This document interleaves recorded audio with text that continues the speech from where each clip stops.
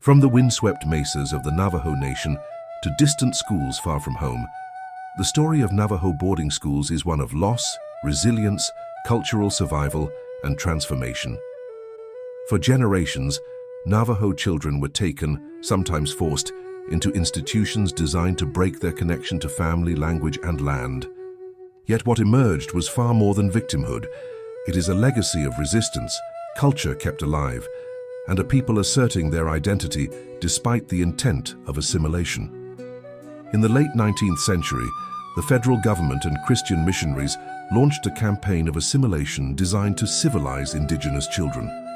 The idea was expressed bluntly by Captain Richard Henry Pratt when he said, "Kill the Indian in him and save the man." For the Navajo, this policy meant children were removed from their homes, placed in remote boarding schools, stripped of their names, hair, traditional dress, and language. The first Bureau of Indian Affairs school on the Navajo reservation opened at Fort Defiance in 1870. From that point onward, a network of boarding schools, both on reservation and off reservation, would become a key tool in the United States' effort to assimilate indigenous children. Between 1819 and the late 1960s, hundreds of American Indian boarding schools operated, many with the express purpose of cultural erasure. For Navajo children, the journey to these schools often began far away from home. They were sent hundreds of miles, to dormitories and schools where they would live full-time away from parents and their communities. Once there, they were subjected to English-only instruction, forbidden to speak Navajo and punished for doing so. Their hair was cut, traditional names replaced with English ones, and their cultural practices discouraged or banned altogether. Within the dormitories and classrooms, life was regimented. Many boarding schools were run like military camps. Students rose early, cleaned dorms, performed manual labor in kitchens or workshops, attended classes in English, and could be punished for speaking their language or practicing their religion. The emotional, physical, and cultural toll was enormous. Students reported loneliness, overwhelming homesickness, fear of speaking Navajo, and a sense of dislocation from everything they knew. On the Navajo Nation, the impact was wide and deep. Language loss became a major issue. As children were discouraged or forbidden to speak Diné Bizaad, generations grew up without fluency or connection to the language they inherited. The boarding school experience disrupted family ties, eroded cultural transmission, and left many students feeling in between worlds, neither fully Navajo in the eyes of their home community, nor fully accepted in the dominant society. Yet despite the trauma, the Navajo people responded with resilience. Many survivors returned home and quietly relearned their language, taught the next generation, preserved songs, stories, and traditions lost in the classroom. The boarding school era created deep wounds, but it also created a generation determined to heal and reclaim their identity. In the mid-20th century, the tide began to shift. Reports such as the Merriam Report in 1928 flagged the poor conditions of Indian boarding schools across the U.S., calling out issues of nutrition, health, overcrowding, and cultural suppression. On the Navajo reservation, as elsewhere, the push for change grew. With the passage of the Indian Self-Determination and Education Assistance Act of 1975 and the Indian Child Welfare Act of 1978, tribal control over education and child welfare began to take root.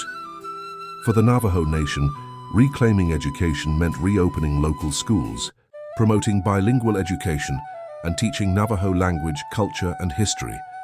Things previously banned or discouraged, schools such as the Rama Navajo School Board took on new educational sovereignty. This shift has been part of a broader movement of indigenous empowerment and cultural resurgence. The legacy of the boarding school era is complex. Many students suffered and carry trauma. Documented abuses included forced labor, sexual and physical abuse, inadequate nutrition, and lack of oversight, with some children never returning home. Many families still search for lost relatives, unmarked graves, or missing children, and the intergenerational impact remains present in Navajo communities. But the story is also one of survival, endurance, and reclamation. Despite decades of assimilation policy, Navajo culture remains alive. The Navajo language is taught in many schools, Navajo arts, weaving, and cultural practices flourish, the boarding school period is no longer hidden. It is being researched, documented, and understood as part of the story of Navajo resilience. Today, thanks to efforts by Navajo scholars, tribal educators, and national initiatives, the historical record is being unveiled. The U.S. Department of the Interior's Federal Indian Boarding School Initiative is working to document the full scope of federal boarding schools and their impact. On the Navajo Nation, elders share their memories, tribal archives record stories, and younger generations engage in healing, language revival, and cultural reconnection.